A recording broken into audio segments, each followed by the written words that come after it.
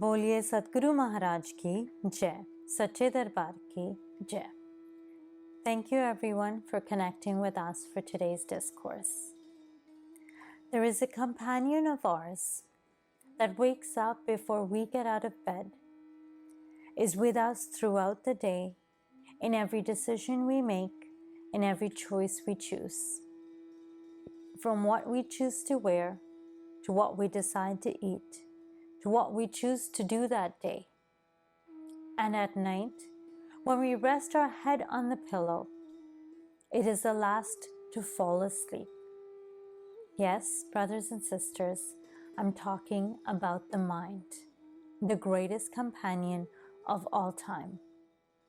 Lord Krishna says in the Bhagavad Gita that the mind can be your greatest friend or your worst enemy. What we choose to make it is our choice. Often when we talk about starting on a spiritual path, about starting a meditation practice, we're under the impression that the mind needs to be put aside, that the mind needs to be quieted in order for us to meditate. In order for us to be successful in our meditation, the mind has to be put aside. But let me ask you this. Did Steve Jobs put his mind aside in order to become the greatest entrepreneur today? Or did Roger Federer put his mind aside to become the greatest tennis player? No. What we fail to understand is that the mind is a tool, is a vehicle just like the body is, given to us to take us in the direction that we want it to go. That the mind is a key factor for our success. And Sri Ashutosh Maharaj said that if you want to gain success in your meditation, if you want to transcend on this path to self-realization, then you have to befriend the mind. Let me explain with an example. A king was gifted 5 wild horses.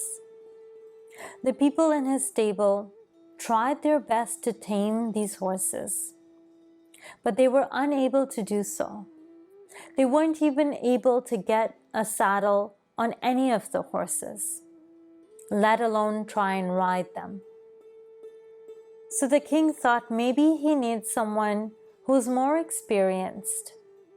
So he announced in his kingdom that if anyone is able to tame his 5 wild horses, they will receive a reward. Many rose up to the challenge, and many of them tried, but to no success. Some fell off the horse, broken arm, broken leg. Some were kicked by the horses. One even lost his life. It was then that the king decided to forego the idea of taming these horses. A few days later, a young boy shows up and asks the king for an opportunity to tame his 5 wild horses. The king said, "Have you not heard of the people that came before you? Some lost arms, broke legs, and one even lost his life. You are young, you have your whole life ahead of you. Go and enjoy it." But the boy is adamant and insists that he be given a chance. The king gives in. The boy says that he has one condition, that he has to take the horses with him for 1 year in order to train them. They were of no use to the king right now anyway, so the king agrees. The young boy takes the 5 horses home and returns back a year later with reins on all the 5 horses, and they're trained. The king was amazed, was shocked, and asks the young boy, "You have to tell me how you did this." So the boy replies that for the first little while, when the horses ran around and played, I ran around with them. When they drank water, I sat beside them and sipped my tea. When they had their meals, I sat and had my meal with them. And when they went to bed, I rolled out a sheet and lied next to them. They realized that I was a friend. So one day when I patted their back, they didn't like it, but they let me do it because I was a friend. And then a few days later, I put a saddle on them. They didn't like it, but they let me do it because I was a friend. And eventually, they were trained, and here they are today. These 5 wild horses are our 5 vices. So in order to gain success on the path of spirituality, on the path of self-realization, the mind has to be befriended. The mind is used in order to gain success on this path. We can't shove it aside and expect to gain success or get somewhere on this path of self-realization. Jesus Christ gave us the parable of the sower, which beautifully explains how the mindset of individuals holds great importance to determine how far they travel on the path of spirituality. He explains that when a farmer plants seeds, some seeds end up on rocks and they're eaten away by birds. Some seeds end up on the ground and they grow a little, but because they have no depth of soil, they're either dried out by the sun or washed away by the rain. Some seeds end up in soil full of weeds and thorns. So as the plants grow, the weeds grow and choke up the plant. And the 4th kind of seeds end up on good, fertile soil. These plants grow and flourish. The first kind of seed that ends up on rocks determines the people who have the mindset that spirituality is not for them.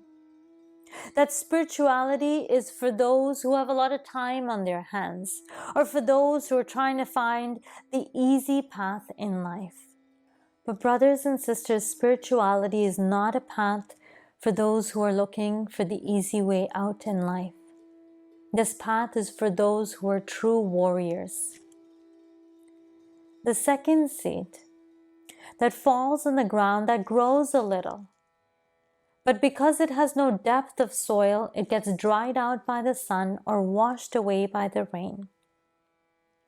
This seed represents those individuals that are excited about starting a meditation practice, that are enthusiastic about this path. But once they start and they recognize that this path requires effort, that when they're faced with some obstacle or struggle or some resistance, that they need to put in more effort to overcome it, they give up easily. They're like those children that start something, but at the first sign of resistance, give up and say they can't do it. The same is done in the path of meditation. These individuals give up and say, this path is not meant for me. Meditation is just not for me. The third seed that falls in soil that is full of weeds and thorns represents those individuals that give in to their fears and worries. Because as you meditate, you come face to face with your fears. Things that have been shoved under the carpet for many, many years resurface again and need to be dealt with. But those who cannot face their fears or give in to their worries, those who take failure at face value, they are like those seeds that let the weeds choke them up. The fourth type of seed that ends up in fertile soil, grows and flourishes, represents those individuals that have made a decision that they're going to make an effort and walk this path of self-realization no matter what. They're those individuals that face each obstacle and take each failure as an opportunity to learn and grow. Michael Jordan, the Michael Jordan. Do you know that he was not selected in his high school varsity team? That his top 2 choice of colleges did not accept him either? And when he went to his mother, she said, "Go discipline yourself." And that's exactly what Michael Jordan did. He woke up and was out of the house at 6 a.m., practiced for 3 hours before his school started in order to become the great basketball player he is today. What if his mother said, "It's okay. Maybe basketball is not meant for you"? He would not have lived his dream. He would have given up. But because she motivated him, he is remembered today as one of the greatest basketball players. So brothers and sisters, the mindset we have holds great importance in determining how successful we will be. Sri Ashutosh Maharaj has planted the seed of self-realization, the seed of Brahmgyan within us. But ask yourself, are you providing it the rocks? Or are you providing it the ground with no depth of soil? Is the soil of your heart filled with weeds, filled with worries and fears? Or is it fertile soil that will help your seed of Brahmgyan grow and flourish? Recognize and remind yourself that each adversity, each failure is just an opportunity to learn and grow. Practice daily, practice deeply to make the soil of your heart fertile, so the seed of self-realization can grow and you can flourish into a beautiful human being, becoming the reflection of our Guru. On that note, we'll conclude today's discourse. Boliye Satguru Maharaj ki Jai, Sache Darbar ki Jai. Till next time, stay safe. God bless.